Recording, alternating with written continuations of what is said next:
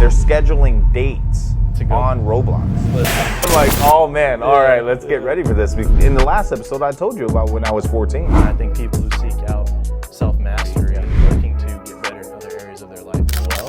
Dude, there's nothing more vulnerable than like getting choked out or punched in the face. You know what I mean? It's a theory. We're workshopping it. We got a long way to go. I don't know. And he's going into high school. He already has a girlfriend right now. Oh boy. Oh, bro. Man. Yeah.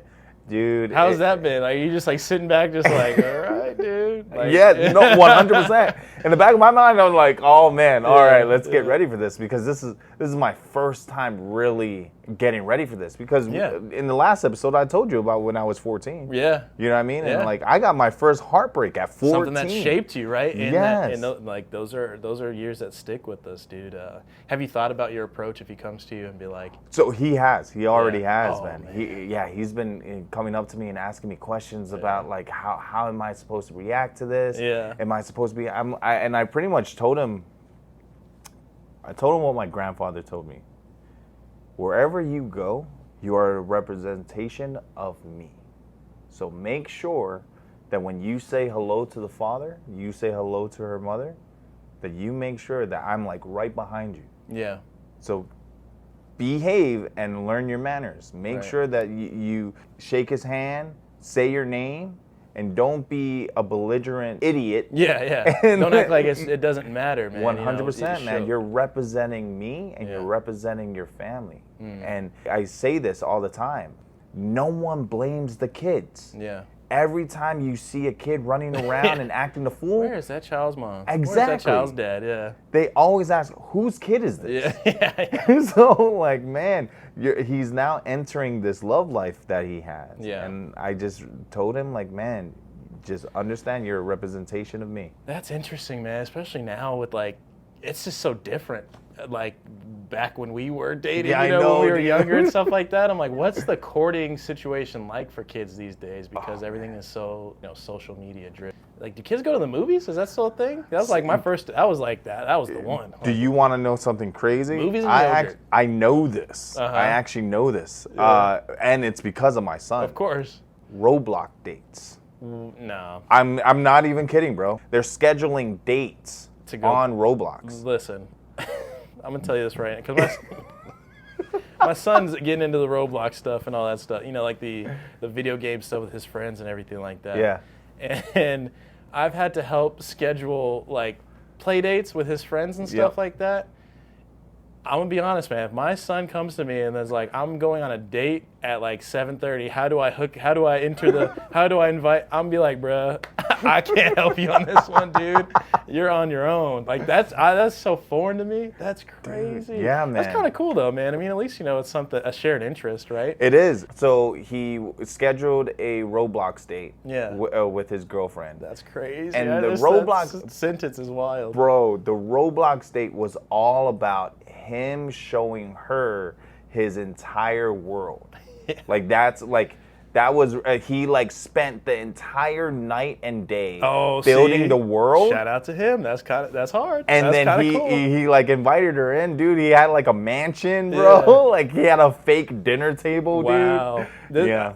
Now I'm like, because again, my kid's got some time to go, but by the time he starts dating and stuff like that, it's probably all gonna be like virtual, like this, like what is it, the Facebook stuff and everything that's going on right now? Yeah. Dang, that's so crazy. I'm not ready for this at all, dude. Yeah. I'm feeling older and older the more I think about like my kid dating. That's wild. Wild. But that's cool though, because you kind of, obviously you have to shift with the times, and that is, technology is such a huge part of our kids' lives now.